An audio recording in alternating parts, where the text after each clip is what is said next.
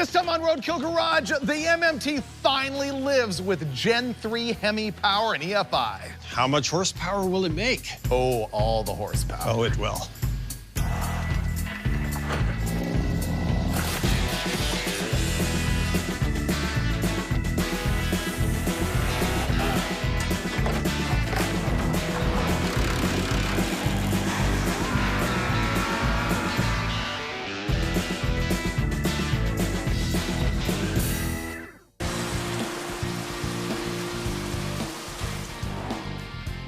The Mopar muscle truck is back. This is my 1974 Dodge D100 stepside. It's been an ongoing project and a bunch of episodes, usually accumulating in a blown-up small block. Ever since I was a little kid, I just always loved this generation of Dodge trucks, especially the short bed stepside. To me, it was just the quintessential street machine truck, and I've always loved them. And I ran into this thing at the wrecking yard. It was missing a lot of the interior. It's bare up to the firewall, but it had an engine and transmission, and it was a stick. And for $900, it was mine. Now, I got it running in a couple of different configurations. Basically, it was a small block truck. It had a 318. I took that out. Then I put another small block, a 360, and then a 408, and back to a 318. And funny thing is, every single one of those engines ended up blown up in pits. So this time, I wanted to do something a little different. I wanted to put a Gen 3 Hemi and make it a little higher tech than normal by going with a fuel injection, the 6-speed manual transmission, and just build it up really nice. It was over a year ago, and myself, Wiley, and Birdsong began building the engine and test fitting it into the truck, but we were unable to get the thing completed due to parts availability issues at the time. So unfortunately, it's been sitting and waiting. But that's given me time to rebuild all of the suspension and steering components, which should make a world of difference in the way it handles. But it's been off the road for over 2 years now, and it's time to finish this thing off and get it all back and running and driving with the Gen 3 Hemi and a 6-speed manual transmission. My goal is to make all of that happen by the end of the week with the help of Freiberger and Birdsong. We'll see if we can put it all together and make the machine of my dreams. I haven't worked on this thing at all since it started with the whole Hemi project, but Chris Birdsong, you've been here. I did, but I kind of forgot most of it. It's been a while. Yeah. I can pick up where we left off. I just have to kind of go back and look at the truck and see where I left off. So in this episode, I guess, install Gen 3 Hemi, which was a 5.7, it's now a 392. Right. We have to finish assembling it, install the 6-speed that you bought off Birdsong like 5 years ago. Right. Drive shaft, brakes, fuel system, EFI, and the MMT is back. It is, and I can't wait because it's been too long since I've driven this thing. The engine that we're putting in is a Gen 3 Hemi that I rebuilt myself. It started off as a 347 cubic inch engine, but now it's been stroked to 392 cubic inches. It's got eagle heads that are fully ported by BES racing engines. It's got Y-scope pistons, a custom comp cam that I helped design the specs on, and we're going to install it with a Holley high ram intake, a Holley throttle body, and set it all up with their Terminator X EFI. The transmission is a stock 60/60 6-speed, which would have come in a late model Challenger. That's going to replace the overdrive 4-speed that I had in it previously, and it should give me extra gear and better ratios for cruising and still hold up plenty well on the drag strip. We've got a lot of work to do to get this done by the end of the week, and I've still got to finish off the engine before we can drop it in. So Birdsong's going to start working on the fuel delivery, and Freiberger's going to get the front accessory drive together before we tackle everything else. Man, it's storming cats and dogs outside, but David's still able to concentrate on reading the instructions here for the front accessory drive. I'm going to replace the head bolts because I've got to make a confession. These are torque-to-yield fasteners. That means they're one-time use, and I've used these at least 5 times. So I'm taking that all out. I'm going to replace those torque-to-yield fasteners with ARP studs, which is going to be way better for clamping the head to the block.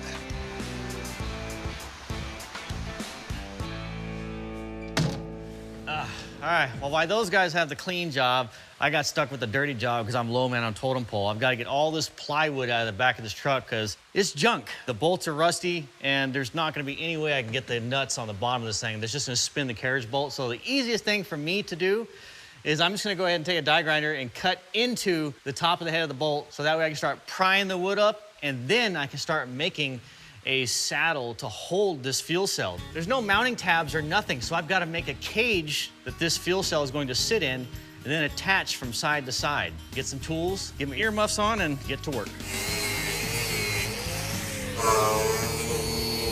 That one's stinky.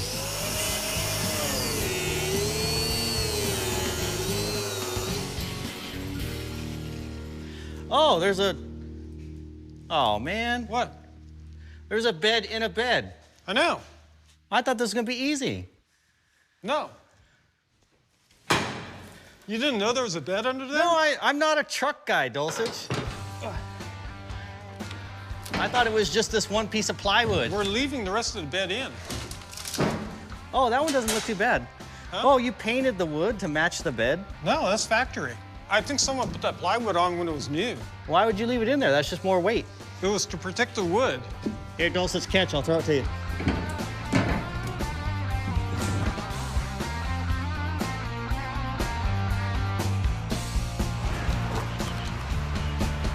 Well, I was assigned to put the accessory drive on the front of the Gen 3 Hemi. Unfortunately, Steve got a kit for a variable valve timing engine, and this is actually an earlier non-variable valve timing engine. I'll explain the difference once we get the right parts and I get into that. So what I'm gonna do is start to install all of the wiring for our Holley Terminator X. This is gonna be our EFI controller for this whole shebang. So I think mounting this is the least of my troubles. Getting all of this through the firewall is gonna be the fun. So I'm gonna go work on that.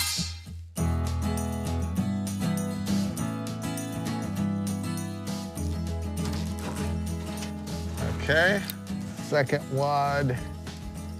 There's a whole lot more to come. Oh, there's more than that? Oh, a ton.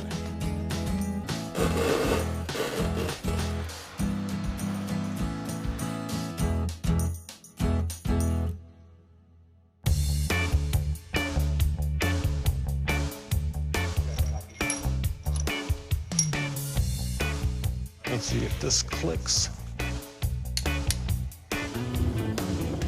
Well, hey there. Now I'm under the D100. I've got to remove the old spare tire mount just so I can start to mount the fuel cell up into the truck. So I've got to cut these rivets, I got to cut the heads down, and then use the air chisel to knock them out of the truck. And then I can pull the spare tire mount out of the way and get the fuel cell up in there so I can start making the bird cage for it.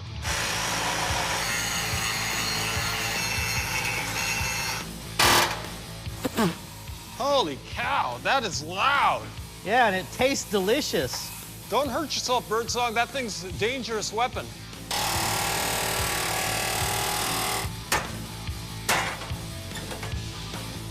One step done.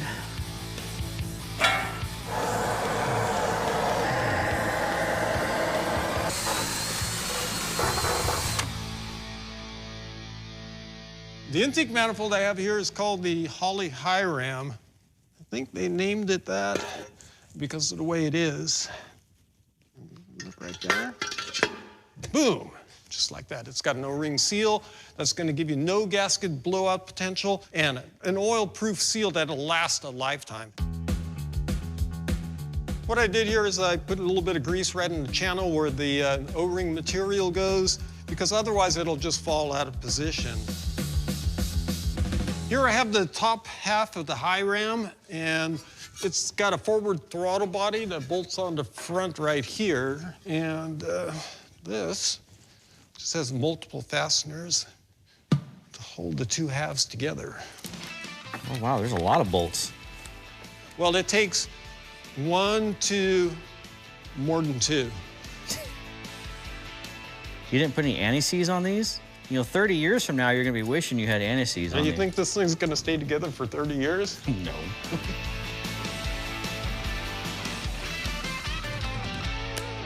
That was like a 4-cylinder clap.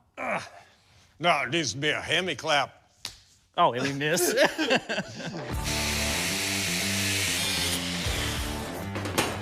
One down.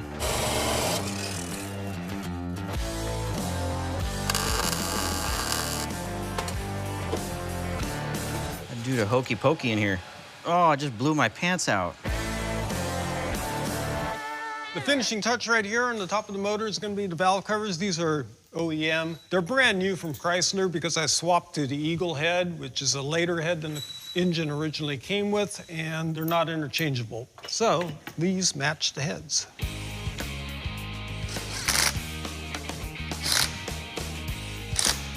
Much more to do there. It's all bolted on.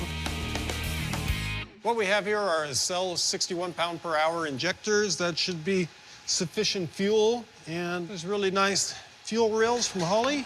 They just bolt right on. That's all there is to it. I feel like we've got a lot done today, but we're still a long way from dropping this Hemi in.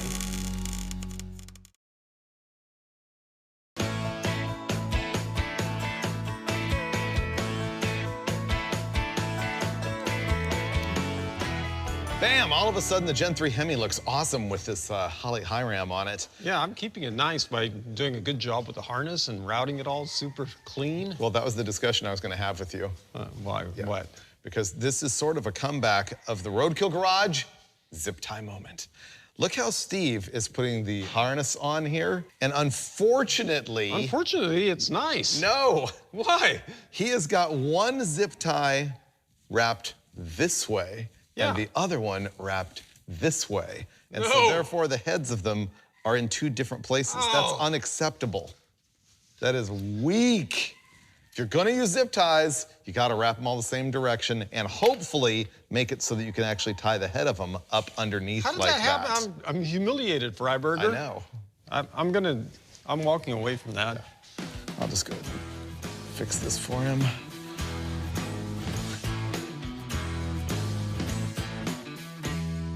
What I have is a universal fit Summit radiator. It's not that big, but I think it's going to be big enough. It's a cross flow and it's aluminum. To make it fit, I'm going to have to make some brackets that are going to correspond with the factory mounting points, and it'll bolt right in.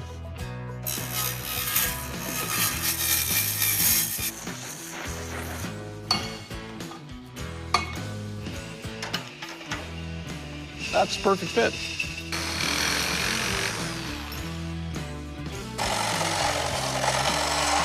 I have my radiator adaptive brackets all fabbed up, and I've got them clamped in position. Now, to attach them, what I'm gonna do is I'm gonna use rivets. So I've got this riveting kit, and it's really simple to use rivets because you don't have nuts and bolts and all that mess. You just drill a hole like so. And then, in case you've never done it, you take a rivet like this one here and just stick it in the hole. And just put that in there, squeeze it, and boom. And that's not gonna go anywhere.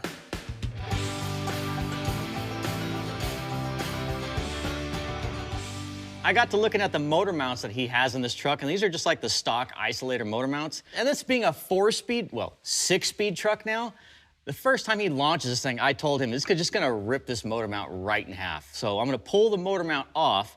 Now I'm gonna weld up the sides, then transferring this isolator motor mount into a solid, and even the Dulcich will not be able to rip this in half. Sounded like a challenge to me, Birdsong. You were criticizing this, but you realize this is the interlocking mount. See, when it fails, these two halves are supposed to hit and prevent it from just completely letting That's down. if it's a stock motor, Dulcich. You have a 650 horsepower Hemi, so it's gonna take these two tabs and just poof.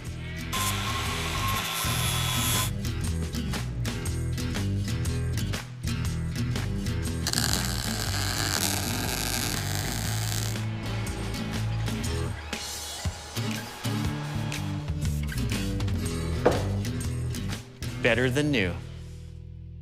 One thing I don't like is seeing the radiator through the grill when it's a stark aluminum radiator like this one, so I'm gonna black out the front face of it with some paint.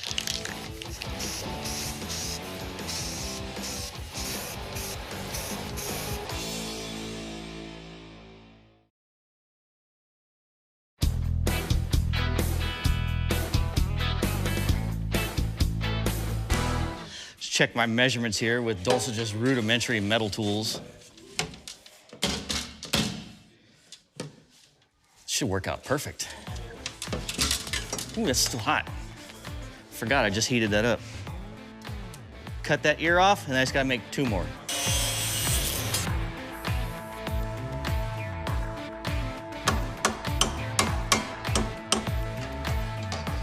So right now, I'm trying to get the spacing on my straps even, so that way I can get the straps up in the truck, clamp them, drill my holes, so that way I can actually set the straps on the bottom of the tank and suck the tank up into the truck and bolt it together.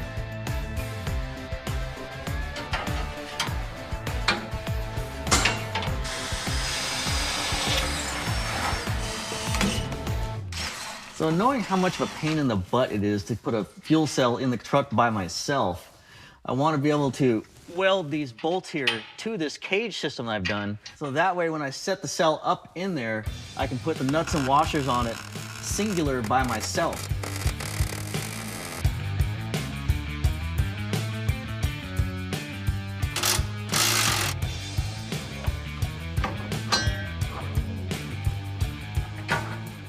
I'm sort of jumping around doing a bunch of different jobs because, once again, parts availability problems.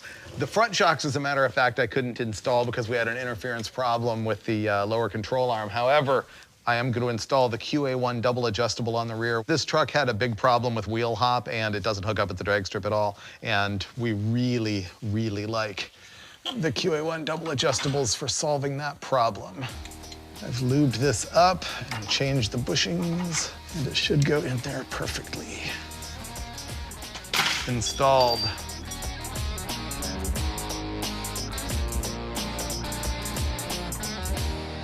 The Mopar muscle truck had a really nice bench seat that was reupholstered and everything, and I was pretty happy with it, but I had to make a change. And the reason is that 6-speed shifter is basically gonna run right into the bench seat, and there's no room because the shifter is further back, which made kind of a benefit for me because I always like bucket seats way better than a bench. So I got these Pro Carbide Scat seats. They're low back like the stock bucket seats that were optional on these trucks, but they only come with a universal bracket. They don't have a dedicated setup for these pickups. So we have this base that bolts onto the seat tracks, and these feet, which you just weld on at the appropriate height so that it levels out. It's a little bit of a trick to get everything just perfect, so I'm just not gonna do it. I'm gonna get Birdsong to do it because he's really good at stuff like that. I guess what we're gonna do is figure out how high we want it and what angle we want the bottom cushion at, and then, well, I'll let Chris figure it out. All right, Steve, give it a whirl.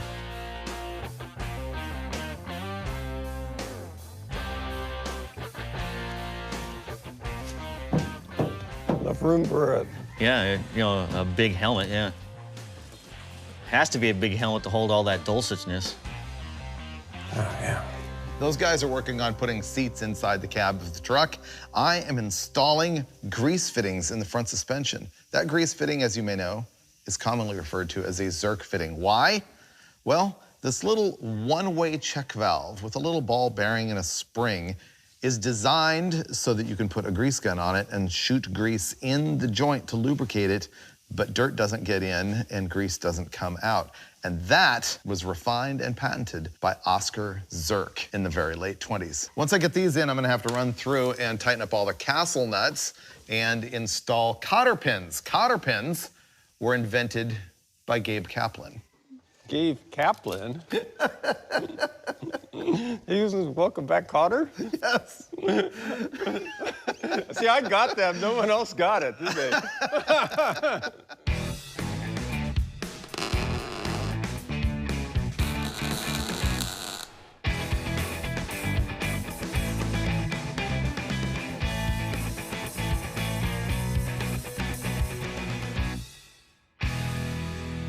Seat frame's officially donezo. It's got it all painted up. Now I can bolt it to the sliding tracks, so then it can actually bolt to the truck. But I think we're gonna have to wait on that because I still gotta do the trans tunnels. But at least getting these bolted together is one less thing I gotta do later for when they do need to go into the truck.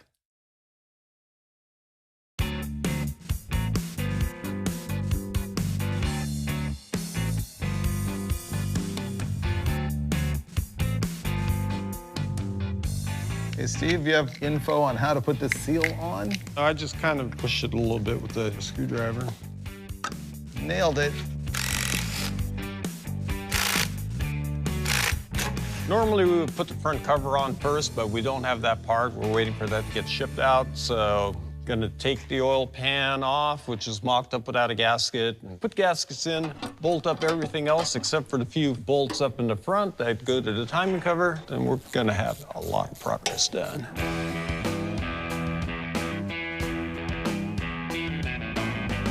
One of the nice things about the Hemi is the plugs are right at the top, making them easy to get to once the engine's in the car. But the thing about the Gen 3 Hemi is you have 2 plugs per cylinder, so I had to get 16 because there's 2 times 8 cylinders of these NGK iridium plugs. The iridiums are kind of premium plugs, and that's a rare earth metal, but what it does is it lasts a really long time. And when you have 16 plugs to change and they're way down in the hole, you really don't want to do it very often. So I got these MSD coils, and they're purported to be higher energy than stock. There's no spark plug wires or anything to melt, which is another nice feature of the Gen 3 Hemi.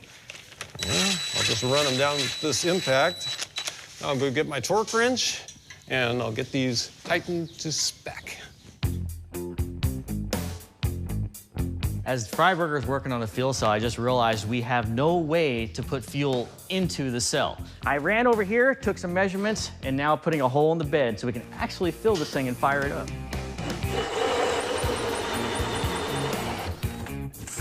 All right, Dulcich, you got a fill hole. Yep, there's the hole. Birdsong made a whole cage to hold the fuel cell under the back of the bed, and he just cut a hole for the filler. Now it's gonna be my job to sort of plumb the whole thing.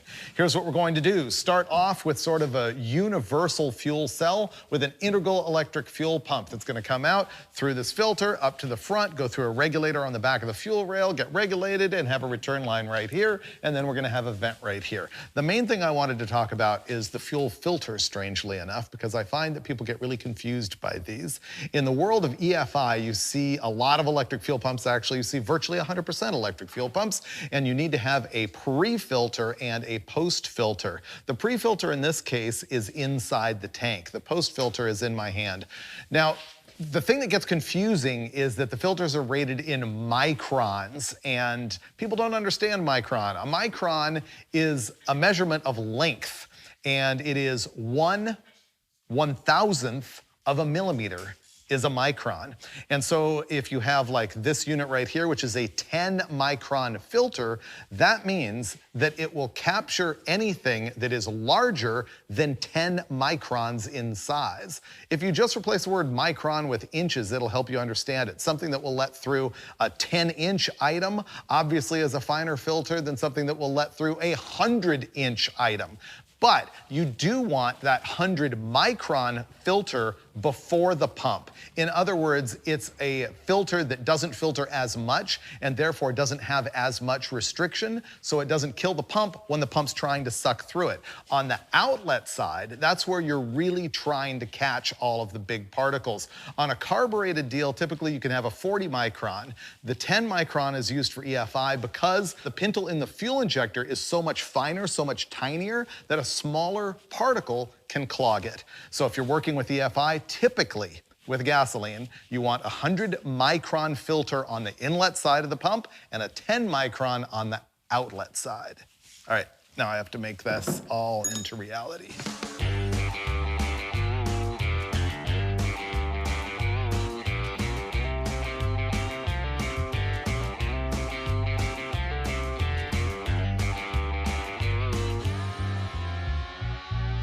Sometimes when you're working on a really nice engine that's pretty high-tech, you might have to improvise anyway because you'll find something that's a problem, which we did when it came time to install the pilot bushing in the back of the crankshaft. It was supposed to be a press fit, but it turned out to be a few thousandths loose in there. So what do?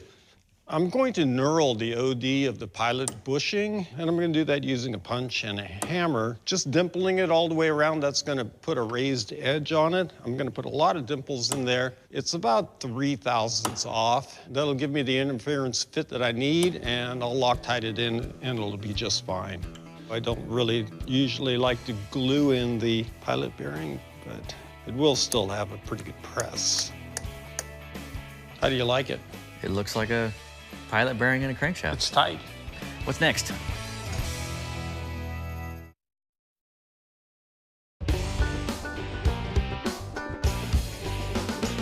One thing I hate, and I tell you, I really do despise it, is burning up clutches. And believe me, I've burned up more than my fair share in this truck right here behind me. So when it came time to get a clutch for my new Hemi swap, I just pulled out the stops and got the good stuff.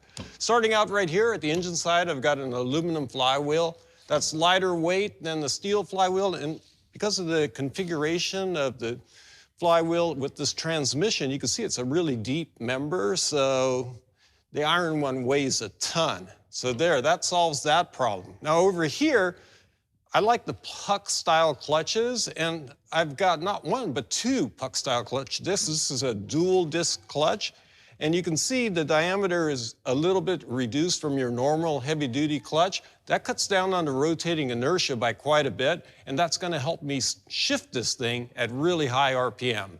Now we've got the cover here. Again, this is an aluminum cover. Lightweight, less inertia, and it's a diaphragm style. That lessens the amount of pedal effort for the clamping load. Now, the manufacturer, when I ordered this, is a spec clutch, and he told me, well, man, that's overkill for an NA Hemi engine, even a nicely built Gen 3.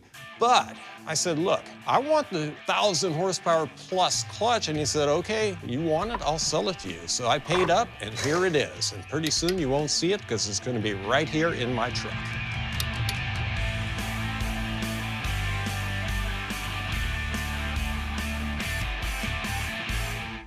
I'm finally ready to install the front engine accessory drive. This is all a kit from Holley, and honestly, one of the things that has made these Gen 3 Hemis feasible for swaps into stuff like 74 D100s or muscle cars or anything is the fact that Holley embrace these things, and they make motor mounts, headers, intake manifolds, EFI stuff, and these accessory drives so that you can swap them into older cars and have less of a mess than dealing with junkyard stuff. It turns out that there is one front cover that is for non-VVT engines, and then another later one that is for the variable valve timing engines, and I had the wrong parts and mixed up. Now it's all solved, so I'm gonna be able to bolt this whole thing together. It's gonna be a front cover that is going to hold the air conditioning and the power steering pump and the alternator, and of course the water pump. Sometimes these cordless tools, the smell of them reminds me of slot cars when I was a kid. It's as close to an EV as I ever want to get.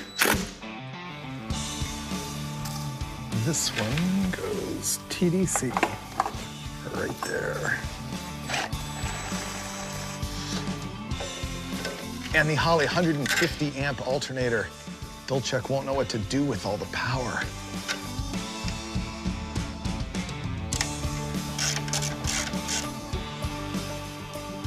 This is going to be a wrap on the whole Holley front accessory drive. Right, I think we're going to bolt the transmission on this thing and dump it in the truck. What we have here is a TR6060 transmission. It's made by Tremec, and it's OEM in late model Challengers. It's a 6-speed manual. This particular unit I bought off Birdsong like 2 years ago. I think it came with installation, so Chris is going to struggle with this until it goes on there. That's the whole reason I was called in, right? Just to install this. Or I get my money back. The nice thing about these transmissions is the way they just slip right onto a stock Hemi, because that's what they came on. That's it. Let's put an alignment bolt in there. Yep.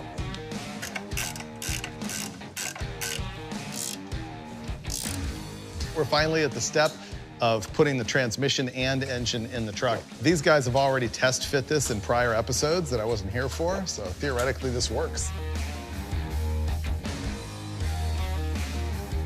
Yeah. I'm picking up in the front, yeah. Yep, okay, go down more. We're both pressing to angle it. Man, what's wrong? Nerve-wracking. Really? I'm calm as a cuke. Oh, yeah. Think I'm getting caught on something, or? Oh yeah, the flange for the firewall. It's good. All right.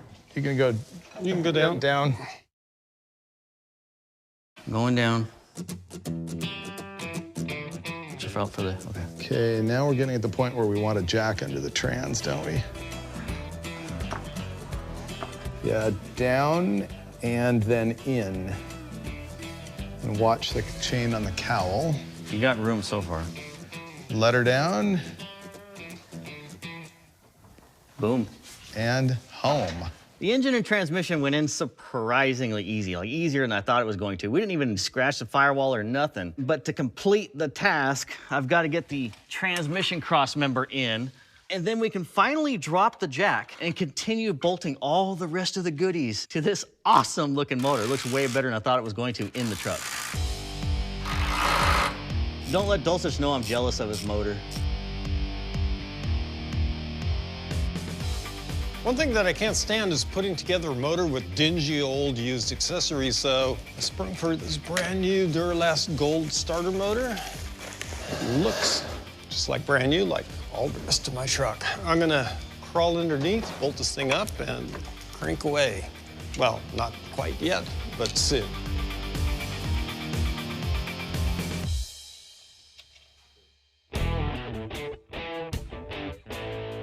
Here it is. The engine swap headers are 1 3/4-inch primary going into 3-inch collector, complements of hooker headers. So I'm gonna go underneath, swing it in place, and Birdsong's gonna try to finesse the gasket in position and get a few bolts started, and then the rest of it is gonna bolt right up. You may not recognize this, but this is in fact a 67 Dart hood skin that I have cut out and turned into the trans tunnel for the Mopar muscle truck, but there's no hole there for a shifter. So I need to cut this guy out right there where those 4 holes are at. I need to open those up just a little bit, and then once it's to the size I want in the corners, I'm gonna go ahead and finish cutting the square and then set it in there to make sure that the shifter will be in fact in the correct spot. Oh yeah, on the money, right dead center where the shifter pad needs to go. Clean it up, drill some holes, and then I can plug weld it in place, and guess what, Dulcich? What? The trans tunnel will be done. Wow. You know what? Ooh, almost got. You still alive down there? Yeah, just the header slipped out of position and nearly conked me on my noggin, but fortunately it missed. It's the luck of the Irish.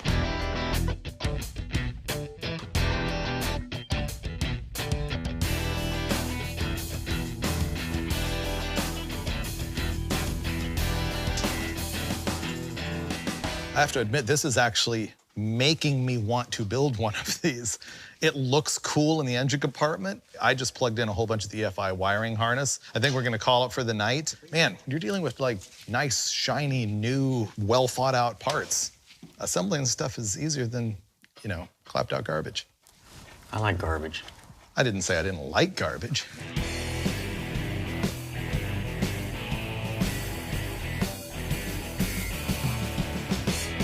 So I got my trans tunnel all cut out. It's radiused, squared, everything perfect, ready to go. Just can set it in place, except for there's one minor flaw, and it might have been on my end. I cut the square over the base where the shifter goes, forgetting that Dulcich has this forward mount shifter. So now my hole's in the wrong spot. But I have a good fix for that, and it's a better fix, and I convinced Dulcich to do this. So to fix this, I'm gonna cut the flag off, pull it back as close as I can to the nut, weld it all back up, so that way it doesn't have this like weird shifting arc. It'll have the natural arc where the highest point is in the neutral, which will fix my mistake and make everything most betters anyway.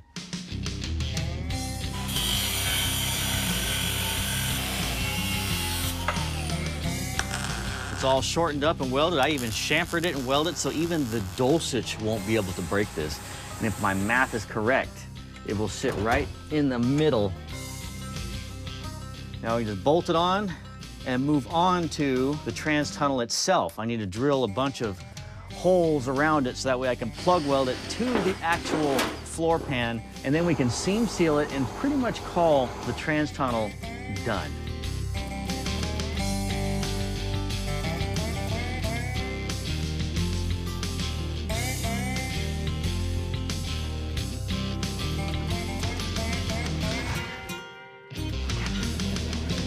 Just got the seat set in here for mock-up. This is the shifter handle Dulcich gave me, and I wanted to get the seat set in here just so I can test it. And it looks like it's going to be perfect. I always like to close my eyes and just set my hand down, and that's where the shifter needs to be. So that is perfect right there. Drill the holes and bolt it in, and then the whole shifter, trans-tunnel, transmission setup should be done.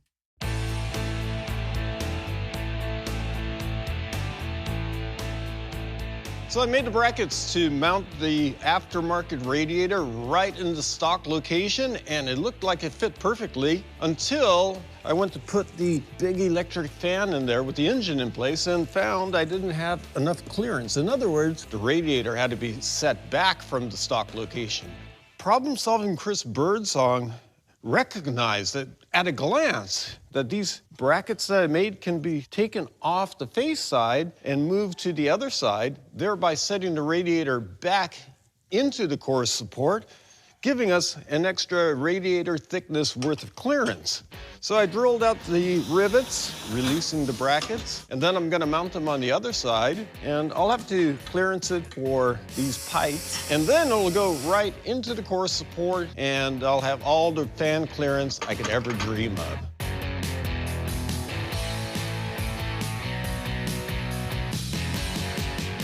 Problem solved. We've been making some pretty good progress on the truck the last couple days.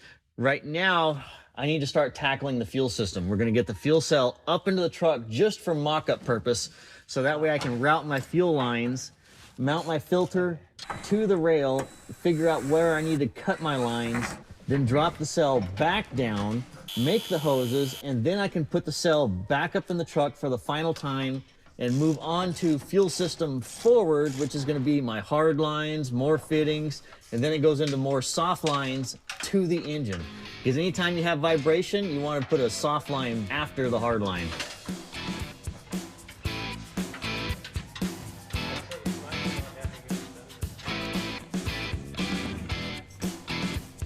Well, we got all the big chunks out of the way. There's a lot of little fiddly stuff that Dulcich is gonna do over the next 5 days. I'm gonna go shoot Roadkill for a week, and when we come back, you're gonna see the Mopar muscle truck on the chassis dyno for engine tuning and horsepower.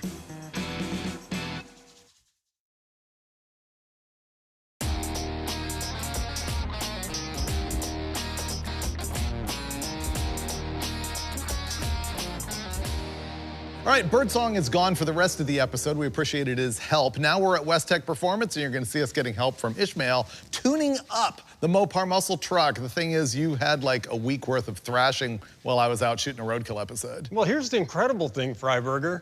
I feel like I've been absolutely just killing myself to the bone for a whole week, and I've got absolutely zero to show for it. I mean, seriously. It was down to that. I know. I did the accelerator cable, the hydraulic clutch, plugged in a couple of sensors. What the heck was I doing all week? I have no idea. No, it's just insane. I was like in some crazy time warp of inefficiency and lack of achievement. So it looks like we can get a sensor in the thing and we're gonna be able to fire it up and make it run, but we haven't bled the brakes. It doesn't have an exhaust system. I was supposed to do all that. Hasn't the alignment or anything like that. I was working hard, believe me. But we're gonna make the Hemi run, because if it doesn't, I'm not gonna bother helping Steve getting all those other things finished. I know, and I forgot to put the seatbelts in, Freiberger. I'm sorry. It's just crazy. I just hope to hear this thing run and we can drive home. All right, we're gonna get an oil pressure sensor in this thing and get it fired up. Starter works good. How do you like that? Already sounds throaty, too. Anything? 0. You have oil in it? Yes. Should it have oil pressure? Yes. Not yet. It's got a melting high-volume pump. Battery's starting to slow down. Okay, guys, good luck with that. Whenever there's a brand new engine that Steve built, he always gets really anxious. If we don't get oil pressure within 5 seconds, we have a real problem. So, Steve? It hasn't picked up oil pressure from cranking it, so we just plugged in the injector harness and the coil drivers, and we're gonna find out if it picks up like that. If not, Ish will shut it down. all right, here we go.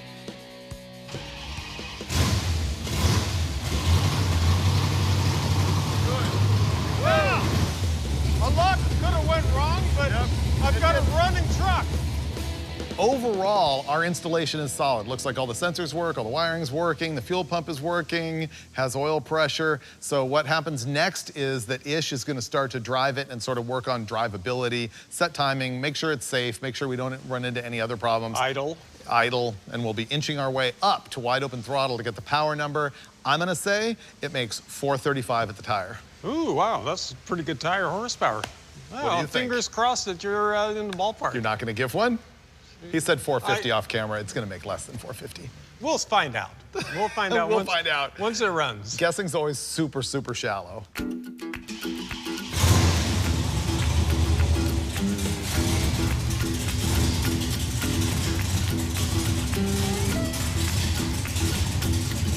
This is gonna be our power pole.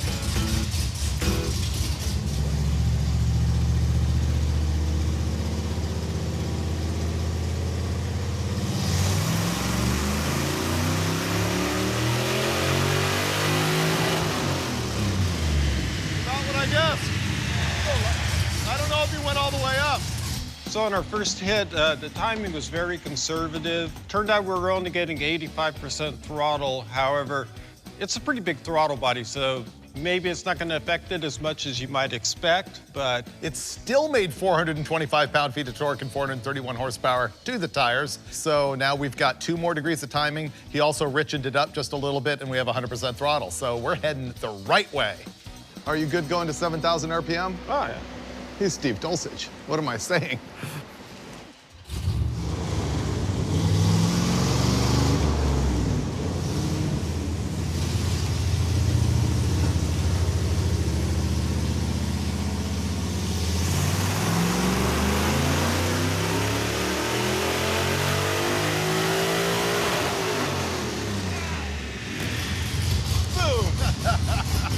Hey, man, that's pretty good, huh? That's awesome. 461 pound-feet of torque, 517 horsepower at the tires. That was, that's how you get 517 horsepower in 3 easy steps on the chassis dyno, right? Yeah, it only took like, what, 2 years and a bunch of building and some Bischoff cylinder heads and a 392 and compression and a T56 and a bunch of stuff, but it's worth it. The crazy thing to me about this whole episode is that I've fallen in love with the MMT so much more than I think even you have. You're crazy about the thing. I love the thing. Yeah. It's gonna be awesome. For me, the key to today was validating that engine. I wrenched on it, took it apart, changed stuff. Went back in, took it apart again, put the heads on the wrong side. A lot of work. Yeah. Yeah. And we had the help of, you know, also Birdsong and Wiley. Yeah. And ultimately, I feel the original muscle truck is now kind of emasculated. I might have to solve that. Oh, I know. I'm sure you can. It should be a lot of fun, but for now, the Mopar muscle truck lives again. I just might need 600 horsepower in the original muscle truck, and if that happens, you'll see it in an upcoming episode of Roadkill Garage.